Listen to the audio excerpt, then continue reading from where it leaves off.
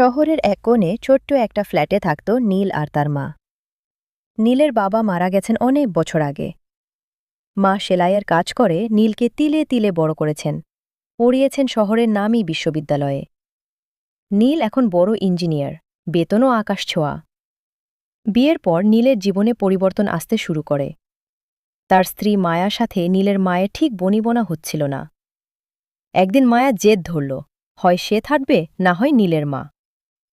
নীল উভয় সংকটে পড়ল, কিন্তু শেষ পর্যন্ত সে তার সাজানো সংসার আর আভিজাত্যের মুহে পড়ে মাকে গ্রামের বাড়িতে পাঠিয়ে দেওয়ার সিদ্ধান্ত নিল। মা যখন গ্রাম যাওয়ার জন্য সুটকেস গোছাচ্ছিলেন, তার চোখে জল ছিল না, বরং একটা ম্লান হাসি দিয়ে নীলকে বললেন, খোকা, তোর কষ্ট হবে জানলে আমি নিজেই চলে যেতাম।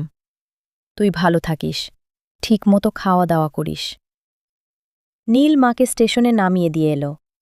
পকেটে কিছু টাকা গুজে দিয়ে বলল, মা, প্রতি মাসে আমি টাকা পাঠিয়ে দেব, কোনো দরকার হলে ফোন করো। মা শুধু নীলের মাথায় হাত রেখে আশীর্বাদ করলেন।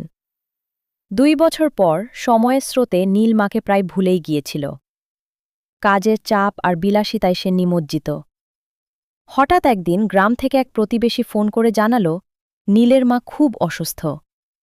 নীল তড়িঘড়ি করে গ্রামে পৌঁছালে, কিন্তু ততক্ষণে অনেক দেরি হয়ে গেছে। জীর্ণ বিছানায় মা শুয়ে আছেন, নিথর দেহ। খাটের পাশে ছোট একটা কাঠের বাক্স রাখা। প্রতিবেশীরা জানাল, মা মারা যাওয়ার আগে শেষ মুহূর্ত পর্যন্ত এই বাক্সটা আগলে রেখেছিলেন। নীল কাঁপতে কাঁপতে বাক্সটা খুলল। ভেতরে দেখল নীলের ছোটবেলার প্রথম জোড়া জুতো।